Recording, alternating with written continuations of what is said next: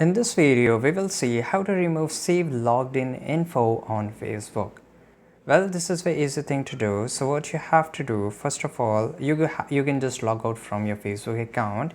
If you can't do it instantly, I will show you a very shortcut method. Go to your settings, go to the apps section here, right? And now go to the app management. Now here search for Facebook. So this is my Facebook, and here go to the storage usage and clear the data, and just tap on OK. You will be logged out from Facebook instantly, right? So once you have logged out, by the way, I didn't logged out, I can just show you from here. I have to go to the settings bar here. This is settings, and in the bottom right side corner, if you see here into the bottom. Okay guys, so I have logged out of my Facebook account from here. And then if I just try to get back to my Facebook mobile application, as you can see here, that save your login info. So I will just click on not now.